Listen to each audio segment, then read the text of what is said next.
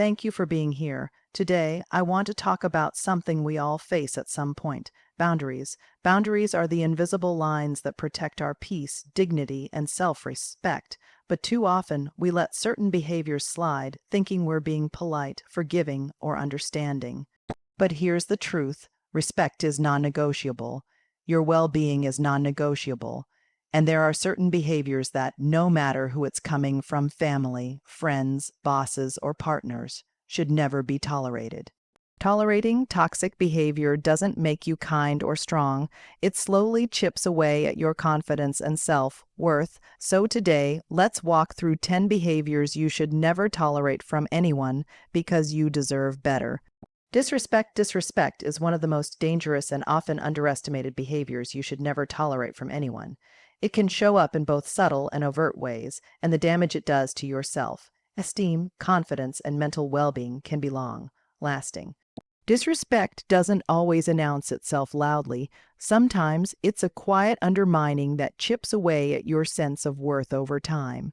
It can look like sarcasm disguised as humor, frequent interruptions when you're speaking, dismissive body language like eye rolling or sighing, or being ignored in group settings. It can be someone calling you names, talking over you, or minimizing your accomplishments and contributions.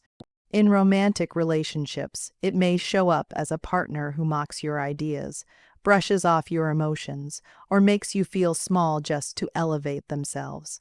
In the workplace, it could be a colleague or manager who takes credit for your work, consistently underestimates your abilities, or speaks to you in a condescending tone.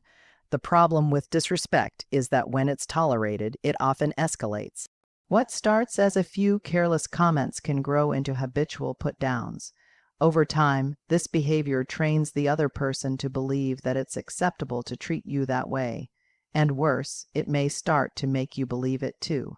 The longer you accept disrespect, the more normalized it becomes in your interactions, and the harder it is to reclaim your boundaries.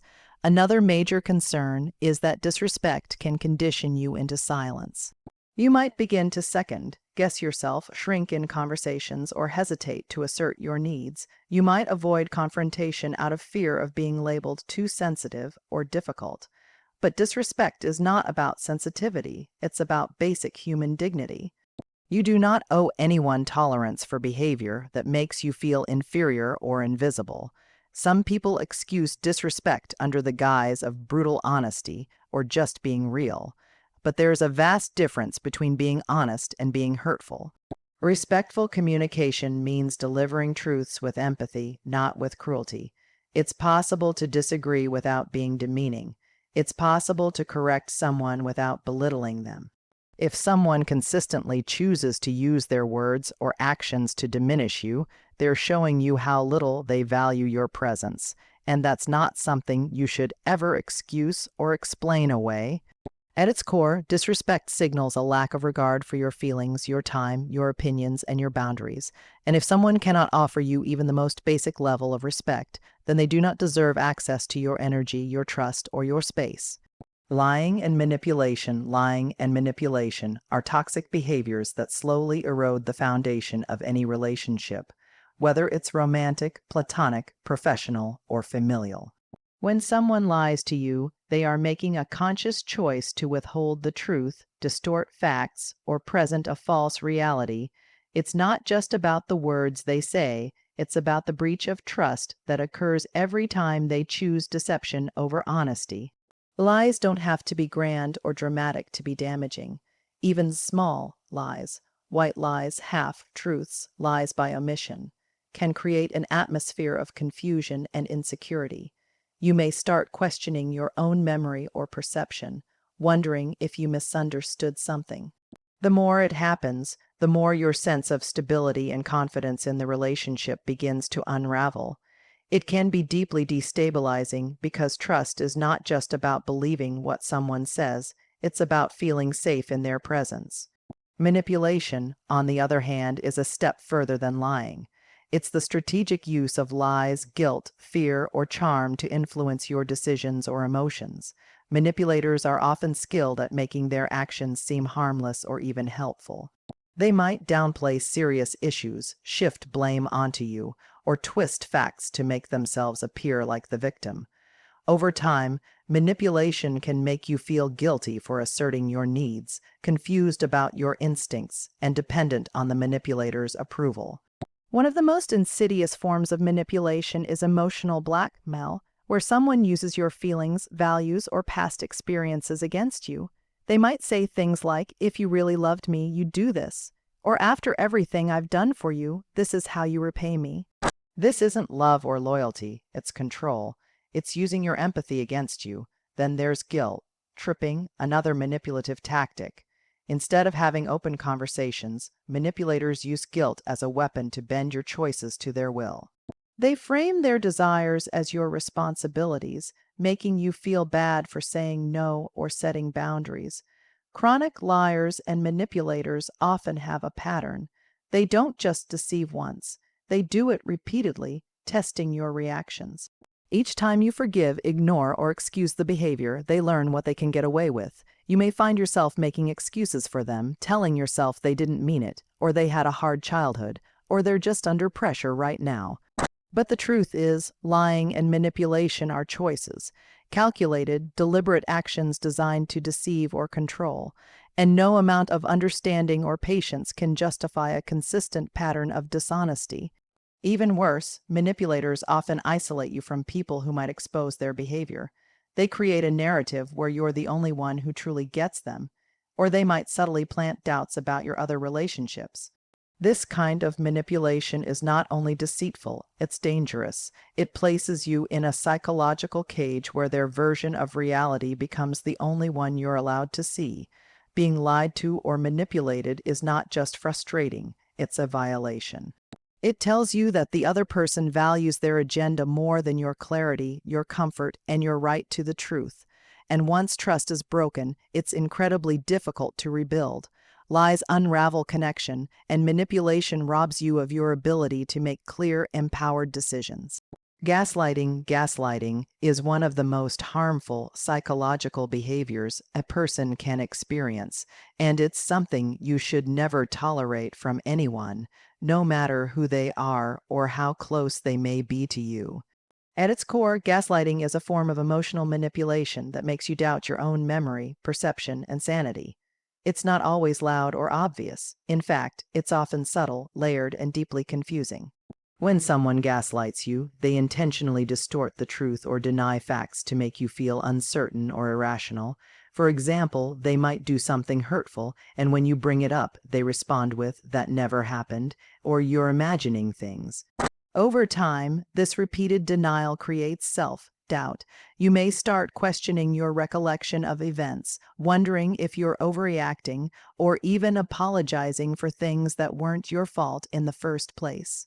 Gaslighting can occur in any type of relationship, romantic partnerships, friendships, family dynamics, or even at work.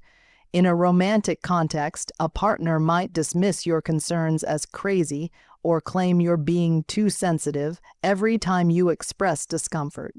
In a family setting, a parent might rewrite the past to avoid taking responsibility, saying things like, "I never said that," even when you know they did. In the workplace, a manager might constantly shift blame, telling you that you misunderstood instructions or that results were different than what you remember. The danger of gaslighting lies in how it slowly dismantles your trust in yourself. You begin to rely more on the other person's version of reality rather than your own instincts and experiences. You might begin second, guessing everything, "Maybe I misunderstood," or "Maybe it is my fault." This constant self-doubt can erode your confidence, weaken your boundaries, and leave you feeling mentally exhausted and emotionally powerless. Gaslighting is especially cruel because it often masquerades as concern. A gaslighter may say things like, "I'm just trying to help you," or "You're misinterpreting what I meant." These statements sound caring on the surface, but are actually tools to invalidate your feelings and redirect the focus back to their narrative. The more you push back, the more they deny, deflect, or accuse you of being irrational or dramatic. Over time, you may stop speaking up altogether. You might start keeping your thoughts to yourself, fearing ridicule or rejection.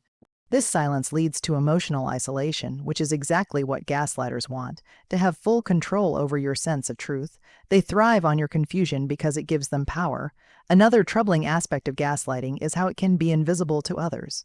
From the outside, the person doing it may seem charming, reasonable, or even supportive. This makes it hard for you to explain your experience to others, and even harder to get the validation you need. You might fear that others won't believe you or think you're exaggerating. This deepens your isolation and can make escaping the situation even more difficult. The emotional toll of gaslighting is profound. It can lead to anxiety, depression, and a lingering sense of inadequacy. Victims often describe feeling like they've lost their sense of self, like they no longer know who they are or what they believe. That's because gaslighting isn't just about controlling a moment, it's about controlling your mind. Recognizing gaslighting is the first step toward regaining your mental clarity and emotional strength. It's essential to remember that your experiences, feelings, and memories are valid. No one has the right to rewrite your reality to fit their comfort or avoid accountability. You are not too emotional, too sensitive, or crazy for noticing mistreatment. You're perceptive, you're awake, and your truth matters. Controlling behavior is one of the most suffocating and destructive patterns in any relationship.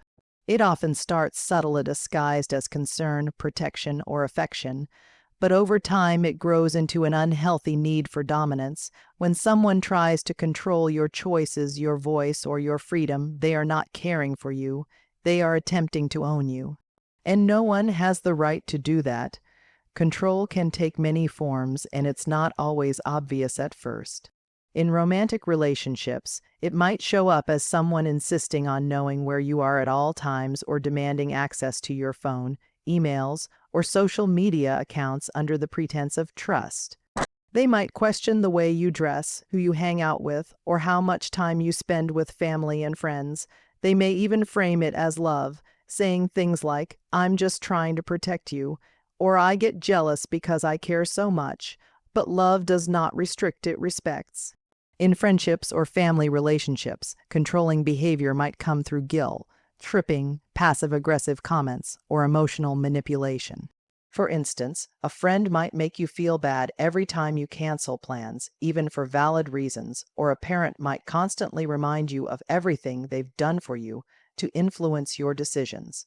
These tactics are designed to keep you in emotional debt, where your choices are no longer truly your own, but are filtered through someone else's expectations or fears. At work, control might manifest in a manager who micromanages every aspect of your job, never trusts you to work independently, or constantly undermines your contributions. You may feel like you're walking on eggshells, always trying to meet impossible standards or avoid disapproval. Over time, this can make you question your abilities and dull your drive. What makes controlling behavior so dangerous is how it erodes your autonomy. Autonomy, the ability to think, feel, and act according to your own values, is essential to your sense of identity and fulfillment. When someone takes that away, even in small increments, they begin to rewrite your story in their voice. You stop living for yourself and start living for their approval, their comfort, their satisfaction. You might catch yourself saying yes when you want to say no, or staying silent just to avoid conflict. Often, people who seek control over others do so out of deep insecurity. They fear losing relevance, being abandoned, or feeling powerless themselves. But their insecurities are not your responsibility to carry, especially not at the cost of your personal freedom. You are not responsible for shrinking yourself so someone else can feel secure. It's important to understand that control does not always come with anger or abuse. Sometimes it wears a calm, persuasive smile. A controlling person might flatter you, shower you with attention, or make you feel like they are the only one who truly understands you. But underneath that charm is a need to dominate, not just your actions, but your thoughts and emotions too. They may use phrases like, "You wouldn't be able to handle this without me," or "No one else will treat you the way I do." These statements aren't compliments. They're traps designed to keep you tethered to their influence. Eventually, controlling behavior creates an environment where fear replaces freedom. You might fear disappointing them, fear conflict, or fear what will happen if you assert your independence. That fear can become a leash around your life, limiting your growth, self-expression, and happiness. Your life belongs to you, your choices, your voice, your space, your dreams. These are yours to shape and protect. No one has the right to take that from you under the guise of love, loyalty, or concern. Being in a relationship, romantic, platonic, professional, or familial, should never feel like being in a cage, no matter how beautifully decorated it may appear.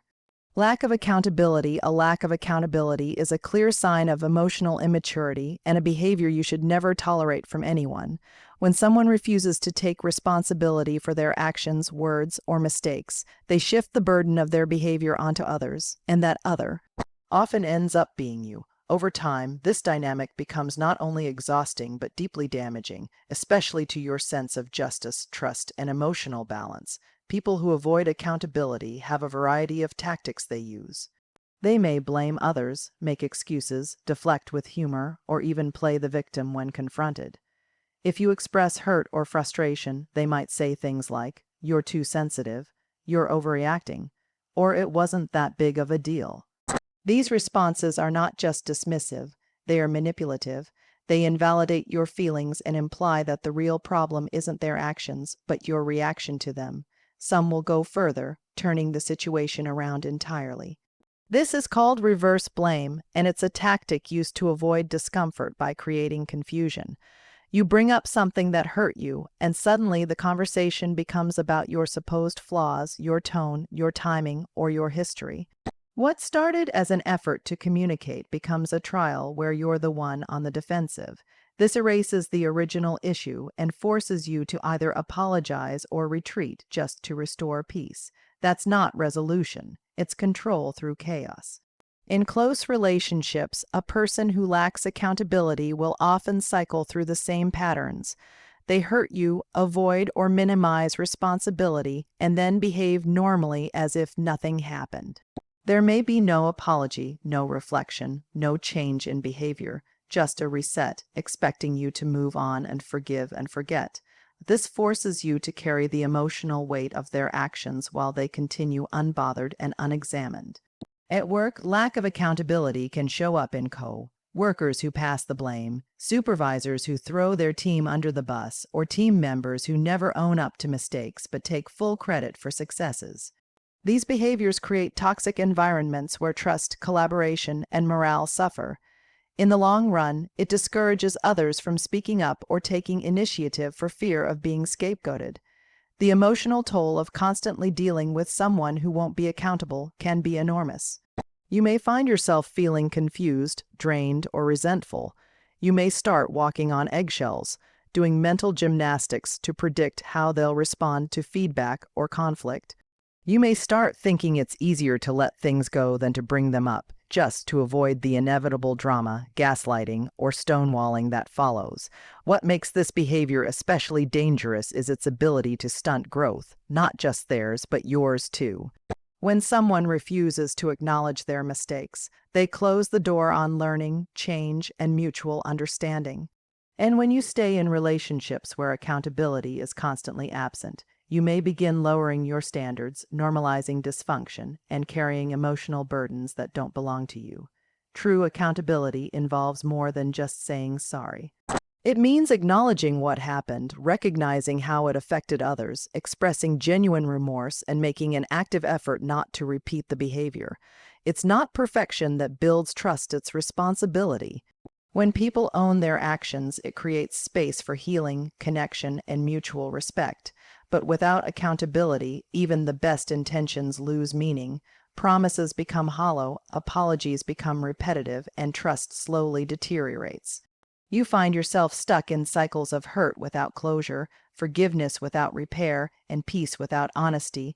Constant criticism is a behavior that can quietly tear down your confidence, self-worth, and emotional well-being over time. Unlike constructive feedback, which is intended to help you grow and improve, constant criticism is about control, superiority, and undermining. It's a steady drip of negativity that, over time, soaks into your psyche and makes you question your own value. And while it may not seem as overtly abusive as shouting or insults, it is just as damaging, and sometimes even more so. People who constantly criticize others often disguise their words as just being honest or trying to help. But there's a clear difference between helpful honesty and relentless fault finding. Constructive criticism is specific, actionable, and delivered with empathy and respect. Constant criticism, on the other hand, is vague, repetitive, harsh, and often targets your character rather than your actions. It doesn't leave you feeling empowered or informed. It leaves you feeling diminished. In close relationships, this kind of behavior can manifest in many ways. A partner who constantly criticizes might find fault in everything you do: how you dress, how you speak, how you handle chores, how you spend your time, or how you express your feelings. They may make cutting remarks masked as jokes, offer backhanded compliments, or point out your flaws in front of others. Over time, you begin to internalize these messages and may start to believe that you're never good enough, no matter how hard you try. In friendships, a critical person might always have something negative to say about your life choices. They may belittle your goals, make snide remarks about your appearance or lifestyle, or question your decisions with an air of superiority. Instead of supporting you, they act like a moral or intellectual authority, someone who always knows better than you. You might find yourself hesitating to share your successes or struggles, anticipating judgment instead of encouragement. In professional settings, constant criticism can come from a manager or coworker who never acknowledges your efforts or achievements. Every task you complete is scrutinized, every decision questioned, every outcome picked apart. This kind of environment is not only demoralizing, it's also unsustainable.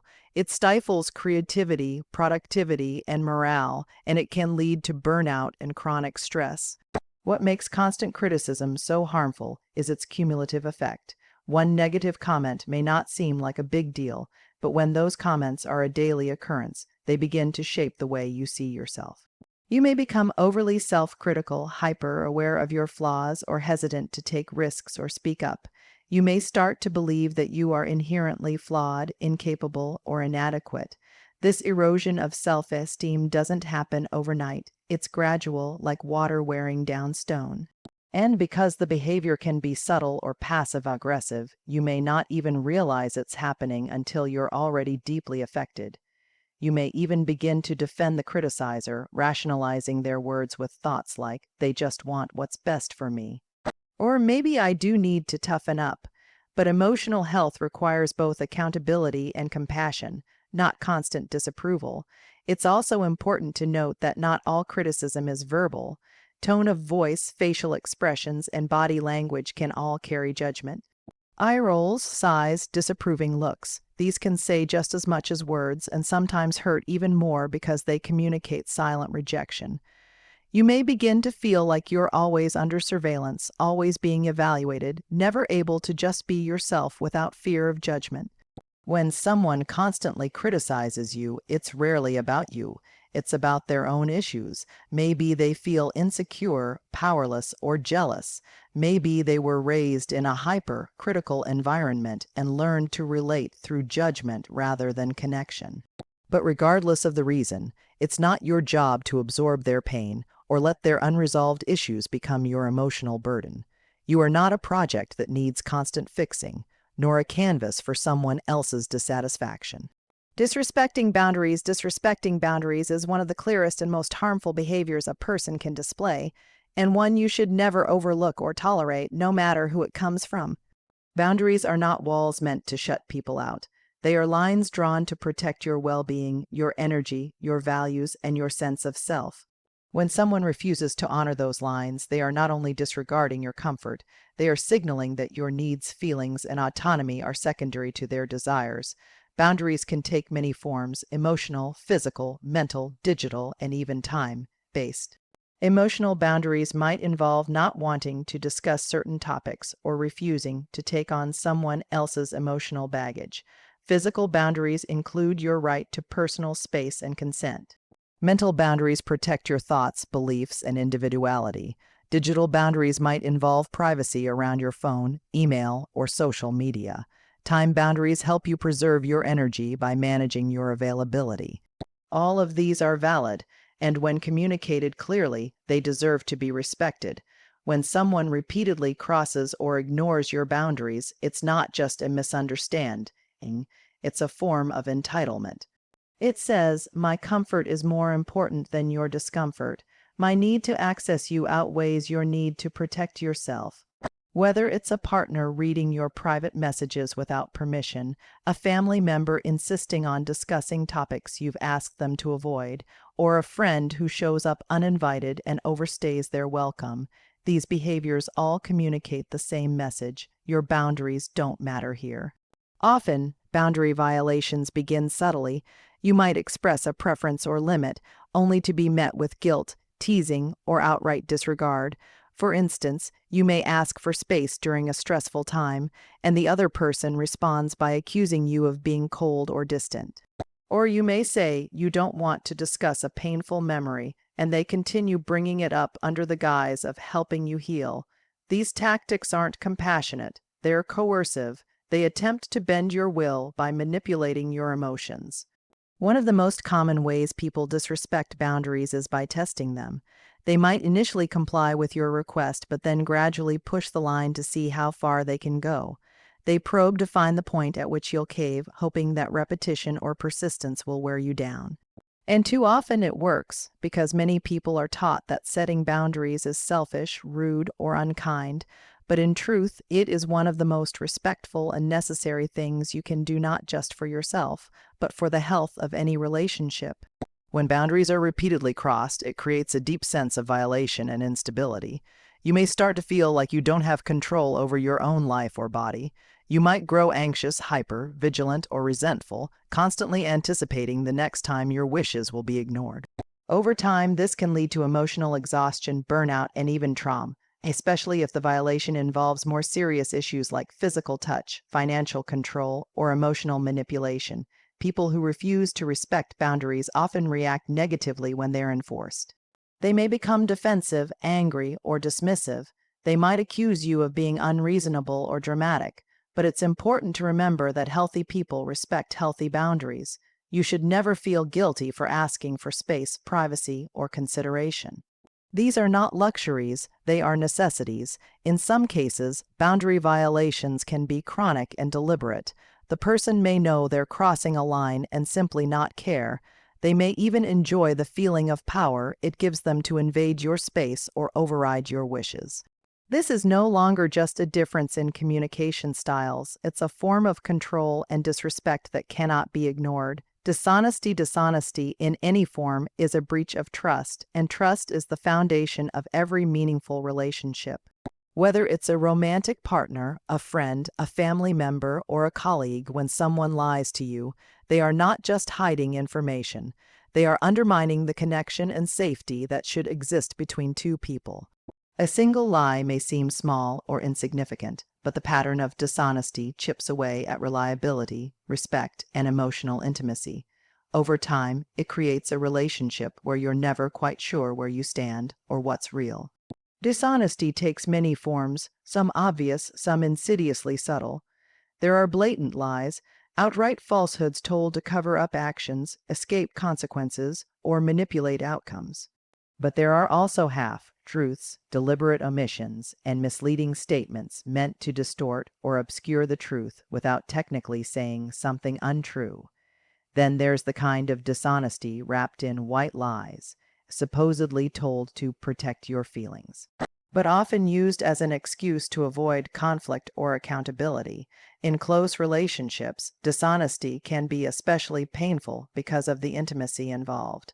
When someone you trust lies to you, it shakes the emotional ground beneath you. You may start questioning your own instincts, replaying past conversations, wondering what else wasn't real. You may blame yourself for not catching the lie sooner or feel embarrassed for believing something that turned out to be false. It's not just the lie itself that hurts, it's the betrayal of your openness and the violation of your emotional safety. When dishonesty becomes habitual, it turns the relationship into a game of illusions. The liar controls the narrative while you're left reacting to a version of reality that's been manipulated. This imbalance gives them power while keeping you in a fog of confusion and doubt. It becomes nearly impossible to make informed decisions or express your feelings fully because you don't have all the facts.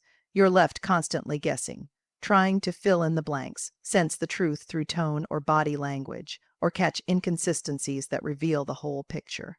In friendships, dishonesty may look like someone telling you what they think you want to hear instead of being truthful about their feelings or intentions. They might hide resentment, pretend to agree with you when they don't, or talk about you behind your back. While these actions may seem minor, they create a culture of distrust, where vulnerability is met not with authenticity but with deception. In families, dishonesty often becomes generational. Patterns of secrecy, denial, or revisionism passed down over time. Parents may hide financial problems, health issues, or emotional struggles in the name of protecting the children. But in doing so, they teach that truth is something to fear or avoid. Siblings may lie to avoid responsibility or gain favor, breeding rivalry or distance. These habits, even when normalized, weaken the foundation of trust that families are supposed to provide. In professional settings, dishonesty can destroy teamwork, ruin reputations, and breed toxic environments. A dishonest boss might withhold information, give misleading feedback, or lie about opportunities for advancement. A coworker might shift blame, exaggerate accomplishments, or withhold important updates to sabotage others. In workplaces where dishonesty is tolerated or even rewarded, morale plummets and collaboration breaks down, replaced by suspicion and self-protection.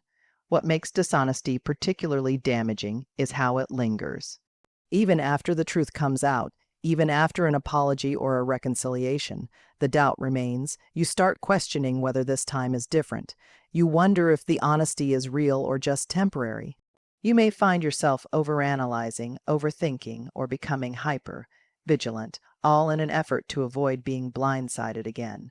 And while everyone makes mistakes or holds the truth occasionally out of fear, embarrassment, or confusion, persistent dishonesty is a choice. It's a decision to prioritize one's own comfort, control, or image over the truth. And over you, it says, "I don't trust you with the truth." Or worse, "I don't respect you enough to give it to you." Jealousy and control often walk hand in hand, forming a toxic dynamic that can erode even the strongest of relationships. While jealousy is a normal human emotion that everyone experiences at some point, when it becomes constant, irrational, or aggressive, it stops being about love or care and starts becoming about possession, insecurity, and fear. When someone's jealousy turns into a desire to control your behavior, choices, relationships, or freedom, that's not affection. It's domination masked as concern. Jealousy at its root stems from insecurity and fear of loss. It can begin subtly, often under the guise of protectiveness or affection. A partner may say, "I just don't like how that person looks at you," or "I worry about you when you go out with your friends." On the surface, it may seem sweet or flattering, like they care deeply. But when these remarks start turning into demands or restrictions, the line between concern and control gets crossed. Controlling behavior can take many forms. It might start with questioning who you talk to, how you dress, or where you go. Over time, those questions can become rules. "Don't wear that, don't talk to them, don't go there without me." It may escalate into constant check-ins, monitoring your social media, going through your phone, or demanding passwords. What may be framed as just wanting honesty is actually a violation of your personal space and autonomy. In friendships, jealousy may appear as possessiveness, someone becoming angry when you spend time with other people or trying to monopolize your time and energy. They may guilt trip you for having other close connections or imply that you're being disloyal if you don't prioritize them. They may speak negatively about other friends or try to isolate you under the pretense that they're not good for you or they don't understand you like I do. Over time, this limits your social circle and forces you to depend more and more on the jealous individual for support and validation. In families, jealousy and control can be deeply ingrained and often normalized. A parent might try to dictate your career path, your relationships, or how you live your life, not out of support, but out of a desire to maintain influence over you. They may become envious of your independence or success, and instead of celebrating your growth, they subtly or openly sabotage it with doubt, criticism, or emotional manipulation. This kind of parental control often hides behind phrases like, "I just want what's best for you," or "You wouldn't understand now, but you will one day." At the core of all controlling behavior is a lack of respect for your individuality. The controller sees you not as an equal partner, friend, or adult, but as someone to be managed or possessed. They may use guilt, intimidation, or manipulation to shape your decisions to match their comfort zone. The more control they exert, the less freedom you feel to be your authentic self. Eventually, you may start to second-guess your actions before you even take them, not because they're wrong, but because you're afraid of triggering their jealousy or anger. This kind of environment is not just emotionally suffocating, it's damaging to your sense of self. You may begin to internalize the message that your independence is dangerous or that your personal boundaries are selfish. You may lose sight of what you actually want because so much of your energy is spent navigating someone else's insecurities. You may even start to believe that their jealousy is proof of how much they care. But real love does not demand your isolation, your submission, or your fear. A common tactic of jealous and controlling people is to justify their behavior as protective. They might say they're only trying to keep you safe or make sure no one takes advantage of you. But protection becomes a problem when it means cutting you off from experiences, people, or choices that bring you happiness and growth. True care doesn't seek to restrict you. It seeks to empower you. It wants to see you thrive, not shrink.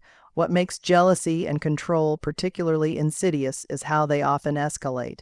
What begins as frequent questioning can lead to arguments, accusations, emotional blackmail, or even threats. In more extreme cases, it can lead to abuse, emotional, psychological, or physical, and because this behavior is sometimes mistaken for love or passion, it can be incredibly difficult to recognize and even harder to break free from. Lack of accountability. A lack of accountability is a silent but powerful destroyer of trust, respect, and emotional safety in any relationship.